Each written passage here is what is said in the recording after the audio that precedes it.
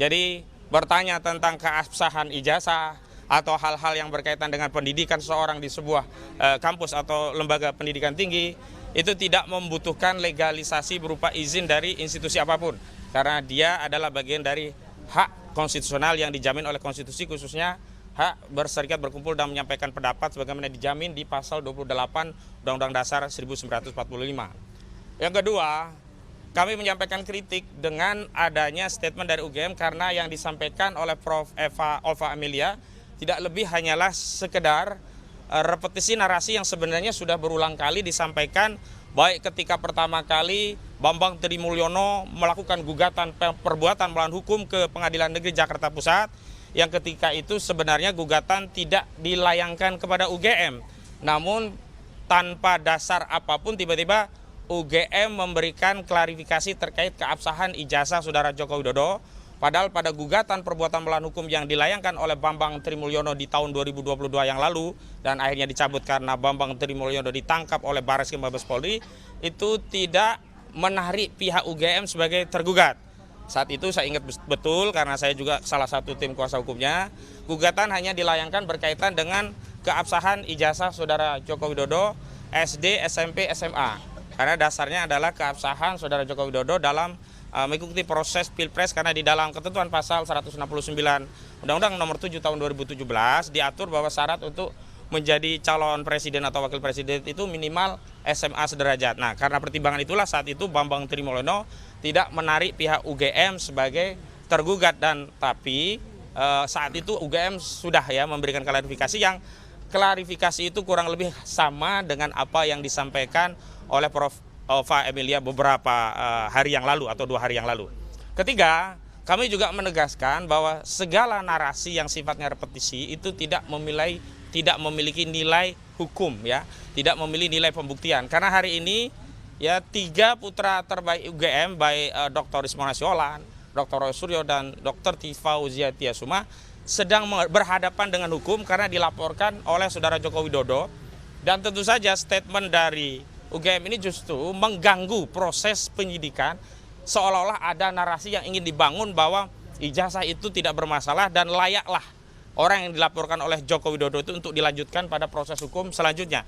Nah, ini yang kami komplain Saya tegas mengecam keras sikap UGM ini yang tidak memberikan klarifikasi sesuai dengan peruntukannya. Semestinya klarifikasi itu resmi disampaikan dalam bentuk berita acara pemeriksaan yang materi BAP itu boleh saja dikabarkan kepada publik sebagai bagian dari keterlibatan UGM untuk memverifikasi data-data yang ada di internal UGM. Yang keempat, sekali lagi sebenarnya yang dibutuhkan oleh bukan hanya kami, oleh seluruh rakyat Indonesia itu adalah bukti-bukti yang dimiliki UGM untuk ditunjukkan kepada publik. Kenapa? Karena yang dipersoalkan hari ini adalah tiadanya pembuktian. Jadi UGM hanya merepetisi klaim atas keabsahan Saudara Joko Widodo pernah mengenyam pendidikan di UGM dan sampai lulus mendapatkan ijazah sesuai dengan ketentuan yang ada di UGM, itu semuanya tanpa disertai dengan bukti yang ditunjukkan kepada publik. Ini pula yang sebenarnya juga dilakukan oleh pelapor, yakni Saudara Joko Widodo, yang berulang kali mengklaim bahwa ijazahnya itu absah atau ijazahnya asli, tapi tanpa sekalipun menunjukkan bukti itu kepada publik. Sayangnya, pihak-pihak yang sebenarnya tidak berkepentingan dan tidak ingin bukti itu ditunjukkan oleh Saudara Joko Widodo justru ditunjukkan misalnya kepada wartawan. Padahal yang berkepentingan untuk mengetahui ijazah itu bukan wartawan tapi masyarakat, dan khususnya klien kami butuh itu untuk mengkonfirmasi hasil penelitiannya agar bisa diperbandingkan kalau memang diklaim bahwa penelitian dari klien kami ini tidak berdasarkan dari sumber yang sama. Padahal kalaupun akhirnya ijazah yang dipegang oleh Saudara Joko Widodo itu adalah tidak jauh beda atau sama dengan objek yang selama ini beredar, yakni berupa ijazah dengan kacamata tertentu dengan cap yang ada di bawah foto, belakang foto, artinya bagi klien kami, peneliti-peneliti yang saat ini dipersoalkan oleh Polda Metro Jaya oleh laporan Joko Widodo, tak relevan lagi meneliti karena itu objeknya sama, sehingga kesimpulannya pun sama. Kelima, ada sesuatu yang nampaknya UGM ingin buang badan, yakni di poin ke-10-nya menyatakan UGM tidak bertanggung jawab terhadap penggunaan ijazah pasca diserahkan kepada alumni yang memegang ijazah itu, termasuk dalam hal ini yang dipegang oleh Saudara Joko Widodo. Karena itu seolah-olah UGM ingin berlepas diri dari tanggung jawab bahwa segala hal yang berkaitan dengan penggunaan ijazah, yakni saat maju menjadi calon wali kota, calon gubernur DKI Jakarta, termasuk calon presiden 2 kali, itu tidak dalam tanggung jawab UGM. Sekali lagi kami tegaskan bahwa UGM turut bertanggung jawab. Kenapa? Karena dalam proses pendaftaran tadi memang penggunaan dokumen itu dilakukan oleh para peserta calon, dalam hal ini pelapor Saudara Joko Widodo, baik untuk calon wali kota Solo, calon gubernur DKI Jakarta, termasuk juga untuk calon presiden. Hanya saja sekali lagi otoritas penyelenggara pemilihan umum baik KPU atau KPUD itu selalu melakukan verifikasi dan memverifikasinya kepada lembaga penerbit ijazah atau dokumen tadi, sehingga UGM juga terlibat dalam memberikan verifikasi dari keabsahan, sehingga tidak bisa UGM mau lari dari tanggung jawab terhadap masalah ini dengan menyatakan bahwa penggunaan ijazah yang sudah dipegang alumni murni tanggung jawab alumni. Sepanjang itu tidak ada kaitannya dengan otoritas UGM, pernyataan ini bisa dibenarkan. Tetapi dalam kasus Saudara Joko Widodo, Universitas Gadjah Mada tidak bisa lepas tangan karena saat mencalonkan sebagai capres, seluruh dokumen itu diverifikasi, dan salah satu metode verifikasi yang dilakukan oleh otoritas penyelenggara pemilu yakni menanyakan keabsahan itu kepada lembaga pendidikan tinggi yang menerbitkan ijazah, dalam hal ini UGM. Dan yang terakhir yang paling penting adalah bahwa apa yang dilakukan UGM sebenarnya sangat disayangkan karena mengadopsi cara membela dirinya Saudara Joko Widodo. Jika Saudara Joko Widodo membela diri berdalih tidak menunjukkan ijazahnya karena hanya akan ditunjukkan di pengadilan, UGM pun berdalih sama, tidak ingin menunjukkan atau tidak mau menunjukkan data-data yang dimiliki berkaitan dengan keabsahan Saudara Joko Widodo sebagai orang yang pernah melakukan pendidikan dan kemudian diberikan sertifikat sesuai dengan ketentuan oleh UGM, tidak bisa ditunjukkan kepada publik kecuali otoritas berwenang. Ini sama. Jadi modusnya seperti ingin menyembunyikan sesuatu. Ingat, dua hal ini sama-sama tidak baik. Pertama, kalau menutupi kebenaran itu juga tidak baik, karena kebenaran itu harus diungkap ke publik. Kalau memang data-data itu benar, apa sulitnya mengungkap data-data yang benar ini kepada publik? Yang kedua, kalau itu bagian dari upaya untuk menyembunyikan aib, menyembunyikan bangkai, mohon maaf, serapi-rapi apapun aib disimpan, bangkai disimpan, toh publik akan mampu menginderanya, toh bangkainya nanti akan tercium juga. Karena itu menurut saya, kalau memang UGM punya sikap kenegarawanan, jangan mengikuti Jokowi yang hanya akan menunjukkan ijazahnya ke pengadilan. Segera tunjukkan hari ini, dan Jokowi pun bisa mengambil langkah yang sama. Kenapa? Perseteruan anak bangsa gara-gara selembar dokumen ijazah ini makin meluas. Jika tidak segera diambil langkah untuk melerai, maka apa? Kasus ini panjang, masih ada putusan banding kasasi, dan kalau kita lihat ya, penyidikan di Polda itu baru sekitar 10%-an lah dari keseluruhan proses yang panjang.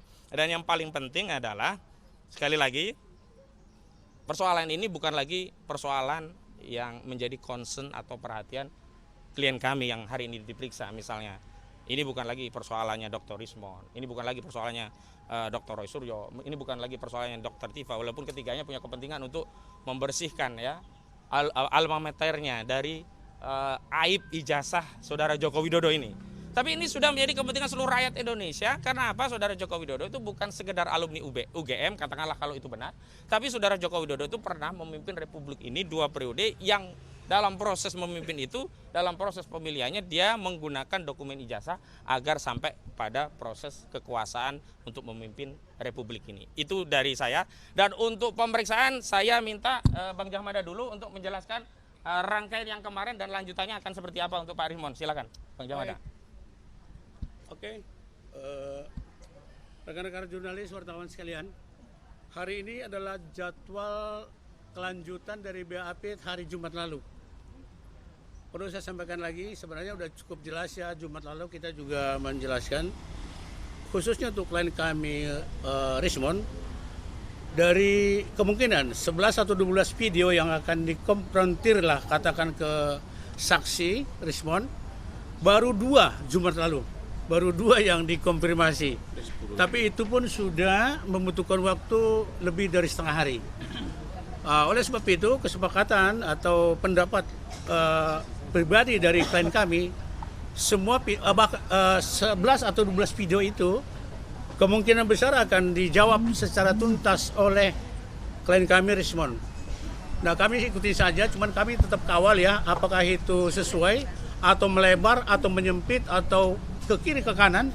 Itulah tugas kami, nanti saya bersama Jamie Mokolensong sama Mulyadi untuk mengawal beliau secara bergantian di dalam, karena di dalam itu maksimum 2 orang. Dan seperti kemarin kami akan bergantian untuk mengawal Rismond untuk mengikuti pemeriksaan dalam kapasitas sebagai saksi dalam penyidikan ini.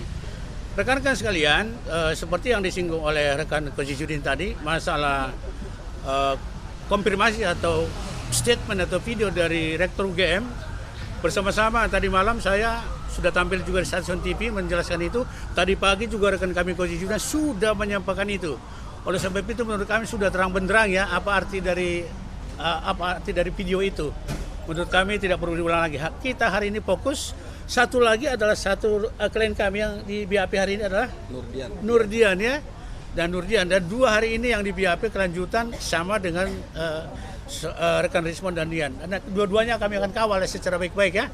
Nanti kemungkinan akan ada waktu interval, mungkin di waktu makan siang. Kemudian nanti kita lanjutkan lagi agar kawan-kawan ini, rekan-rekan ini semua mengikuti apa yang terjadi.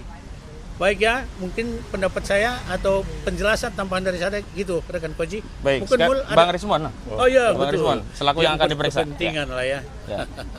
Silakan. Persiapannya apa nih, Pak Rismond? Persiapannya nggak ada karena semua sudah dalam kepala ya. Terus mengomentari sedikit dari statement dari Profesor Ova Emilia sebagai Rektor UGM, ya, bahwa the devil is in the details. Artinya jangan jump into conclusion, jangan lompat ke kesimpulan tanpa menjelaskan detailnya. Kameranya. Oke. Pertama, kenapa tidak bisa dijawab lembar pengesahan penguji yang tidak ada di skripsi Joko Widodo, ya, yang disimpulkan atau dicari tahu kebenarannya oleh Profesor Sofyan Effendi, mantan Rektor UGM tahun 2002 sampai 2007, bahwa skripsi tersebut ternyata tidak pernah diuji dan isinya merupakan contekan atau duplikat dari pidato dari Dr. Sunardi. Itu dijawab dulu. Kalau memang ada ratusan atau bahkan ribuan skripsi di UGM pada tahun itu yang tidak memiliki lembar pengesahan penguji, maka sebegitu bobroknya kah UGM pada zaman itu? Sementara universitas swasta saja ya yang belum dikenal oleh publik itu syarat administrasi kelengkapan skripsi itu sangat-sangat mutlak, dan itu tidak bisa juga dijawab oleh Profesor Kuncoro sebagai mantan ketua Dewan Guru Besar UGM ketika saya wawancara di Rosi kemarin. Itu yang pertama. Yang kedua, bisa tidak dijawab lembar transkrip nilai yang ditunjukkan oleh Dirtipidum yang tanpa tanda tangan dekan maupun pembantu dekan, tanpa stempel dan tulisannya nilainya bertulisan tangan. Ya, yang kami jumpai berbeda jauh dengan format baku yang kami miliki dari transkrip nilai seseorang yang lulus di tahun yang sama dari Fakultas Kehutanan, di mana formatnya sangat baku, ada stempel, ada tanda tangan yang otoritas seperti dekan maupun pembantu dekan. Yang ketiga, bisa dijelaskan tidak nilai-nilai mata kuliah dasar umum, statistik, fisika, matematika yang bernilai D, ya, yang seharusnya itu tidak boleh untuk mencapai kelulusan di UGM. Jadi proses-proses akademik atau proses-proses pembelajaran yang dilalui oleh Joko Widodo itu justru menguatkan analisa kami dan justru mementahkan argumentasi dari Profesor Ova Emilia, ya, dan banyak lagi dan lainnya yang tidak bisa saya sebutkan di sini. Oleh karena itu ya, Profesor Ova Emilia sebaiknya buka seterang-terangnya, jangan hanya di dalam podcast internal semacam arisan ya yang menjawab UGM. Yang bertanya UGM juga. Yang bertanya UGM, yang menjawab UGM. Berani keluar gitu loh. Rakyat bersuara misalnya ya. Stasiun TV, saya kira semua stasiun TV itu sudah mengundang Rektor UGM atau Wakil Rektor UGM. Tetapi tidak ada yang berani. Kenapa pengecut kalau benar? Gitu loh. Anda bertanggung jawab terhadap sejarah Republik Indonesia ini. Ya, terkait dengan ijazah yang dipakai oleh Joko Widodo sebagai calon presiden 2014 dan 2019. Oke, untuk pemeriksaan hari ini 2 video sudah saya jelaskan secara detail pada hari Jumat, membutuhkan 49 pertanyaan.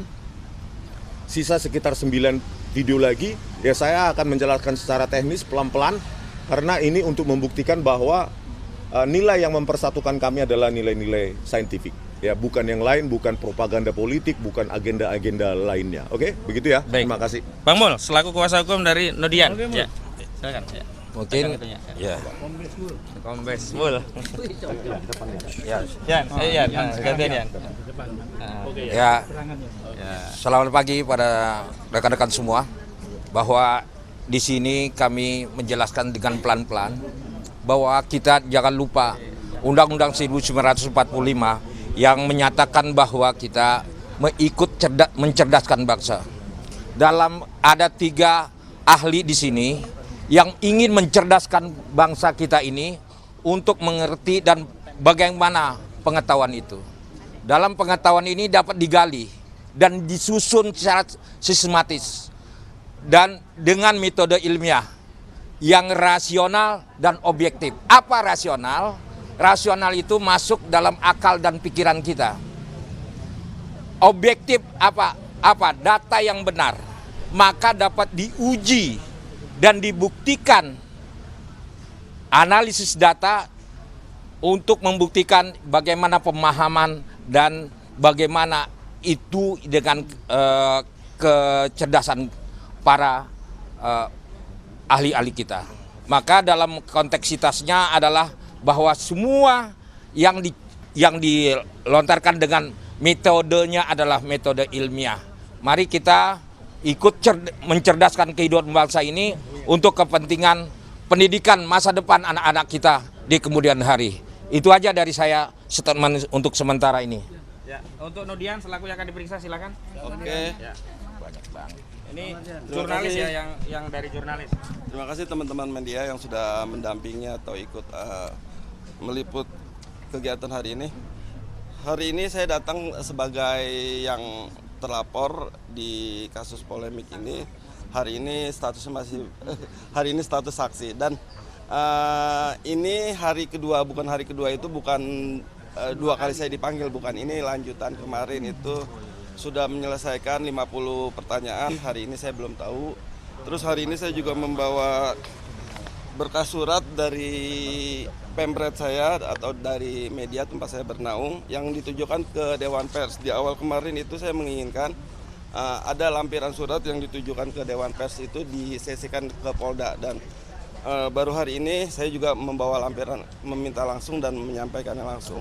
Kurang lebih seperti itu aja. Baik, ada penegasan satu lagi dari Bang Jamada, silakan Bang. Terkait statementnya Prof. Ova. Ya, Oke, rekan-rekan sekalian, ini penting sekali karena Anda jurnalis semua kan, wartawan, pokoknya media lah. Kita perlu tahu video atau pernyataan dari Rektor UGM itu kan viral. Ini penting loh bagi kami nih, ukuran nih. Artinya indikator bagi masyarakat, apa respon masyarakat atas video itu. Anda sendiri yang lebih paham dari saya, coba perhatikan respon netizen secara real time, secara bertahap lah begitu, itu sangat mengerikan. Intinya bahwa mayoritas netizen mengatakan di situ bahwa video atau pernyataan itu tidak layak disampaikan dan isinya sangat bertolak belakang dengan hati masyarakat yang ada.